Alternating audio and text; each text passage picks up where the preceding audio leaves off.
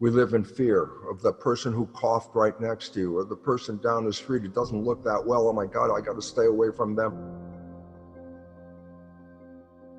Every year, about 0.1% of the population will die from every flu that comes up every year. It's not different than flu, it's just a bad flu.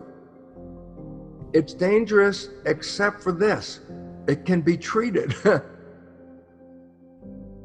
The coronavirus is a flu virus. And they want to say, it's not the flu. And I go, look, a flu has a range of symptomology. You've experienced that range yourself. Some flus, you don't even know you had the flu. The immune system takes it and runs with it so fast that it eliminates the symptoms even before they manifest. So you may have had flus in the past, didn't even know you had it, because the active immune system would eliminate it.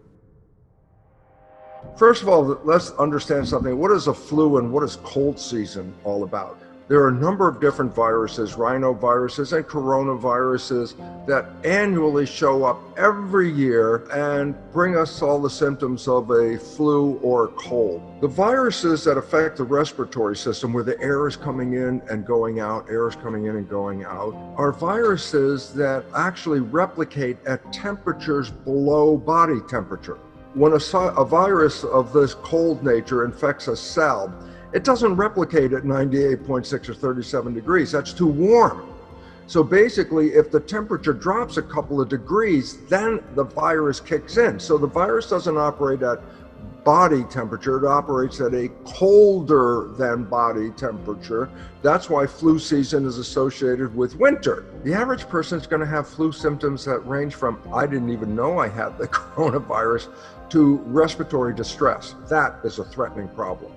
And respiratory distress means that the symptomology has pushed the system, and the respiratory influence of those viruses down your respiratory tract, from your throat all the way down in your lungs, is open for infection by this virus. It could get worse. It's dangerous except for this: it can be treated. So having respiratory distress is not the end problem. If you can get treatment, it'll go away. It's a bad flu. Coronavirus is a bad flu.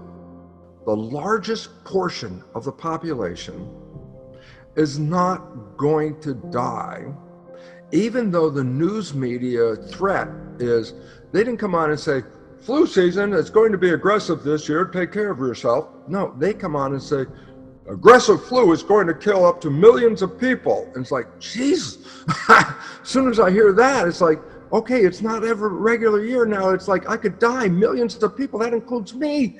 And the fear is becoming a problem.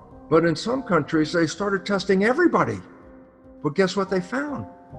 About 50% of the population that was tested had previously been exposed to this virus, but have no symptoms.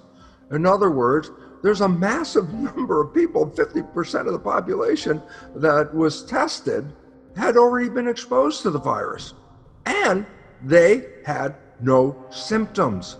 It means a very important fact, that their immune system is working so good that even though they were exposed to the virus, that virus was not able to overtake the system because of the strength of their immune system. The bigger problem you have is the fear of the virus. In a fear response, the biology of the body changes to put energy into escaping the fear. That proverbial fear is the saber-toothed tiger that chases us. When the consciousness of protection is required, then the biology will adapt to a protection response. It shuts down the growth and maintenance of the body. It shuts down the immune system. Stress shuts down the immune system to conserve energy. We're all going to manage the coronavirus. Yes, you could get a respiratory problem and it could be distressing, but guess what? It's not that it can't be treated. It can be treated.